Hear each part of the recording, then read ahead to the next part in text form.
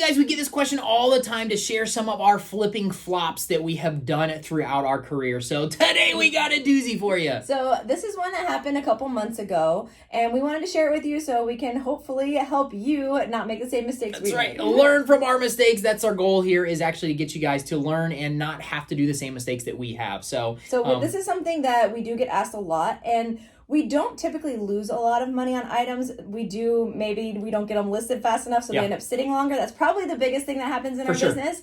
But we don't typically lose a lot of money because he does the research on the item. That's right. We are not gamblers. I always tell people, I don't gamble on an item. I don't go buy an item that I do not do the research and know what I should be able to sell it for. So, and that's no difference on this occasion that we're going to talk about. I did the research. You made a different mistake. I did the research. I knew what I could sell it for. The other problem that I did make was I should have walked away from this one. Now, we're talking about an arcade game. We were on the road. We found this arcade game. I believe it was on OfferUp. I made the guy an offer before I ever looked at the item. I always do that. I make them an offer so I know that they're negotiable on the price. And then we went and looked at the item, and that was my mistake. That is what I did that I should not have done. So the item was $175 that you had gotten him down to, and you did the research, and it was over $2,000, right? Yes, I should have been able to sell it for at least $2,000. Over $2,000, or around $2,000. So the profit was there. Yeah. But when we got there, the condition was not as good. No, it was not in as good as condition as I had expected, as the pictures had shown it. It was not in that great condition. So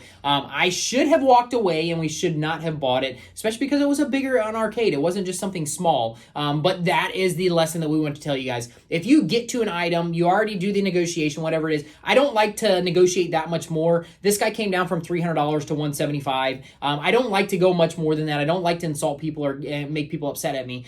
So I should have just walked away. Because it was not in the condition that I had thought it was. If I had done that, I would not be in the predicament that we were with this one. So that's the biggest lesson. Don't be scared to walk away from an item. If you get there and you do not think it will comp out for what it needs to, I knew that I was not going to lose money, or I thought I wasn't going to lose money on this deal. All being said, we didn't do as good as we thought. So this is why it's our flipping flop. So let's run the numbers.